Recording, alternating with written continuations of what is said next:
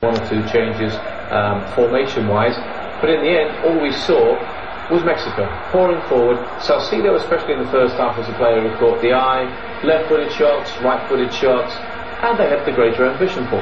Yes, they did. Well, what they did right, John, was they picked up a lot of second balls today, and that was very important in today's game.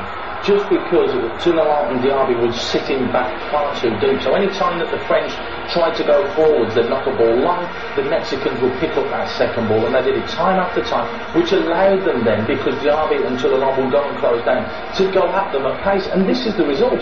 We're seeing Mexico wave after wave going forwards because they couldn't get close enough to the Mexicans. What was interesting was that we kept saying at half-time, well, they've had a few chances, they haven't taken them, and in the opening game of the tournament they were poor in the second half, so we wondered if it could really work.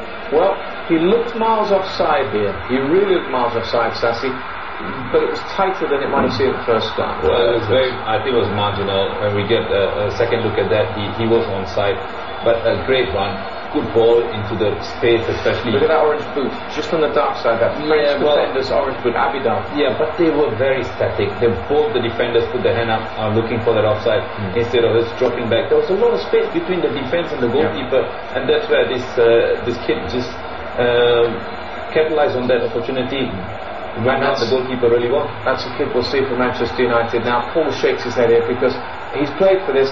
Yes, contact was made, but this is a very cynical piece of play by the striker, Paul, in your eyes, isn't it? It is. I mean, we sat there and watched, and I turned around. The first thought that came to my mind was yellow card, because he's gone down and that's a dive. He's pushed the ball too far. Abidal's come flying in, but watch the legs now. They trail, they wait for contact, and he goes down. It's professional, John. Yes, it's a penalty, but only because the professional made it a penalty. It wasn't somebody clattering into someone.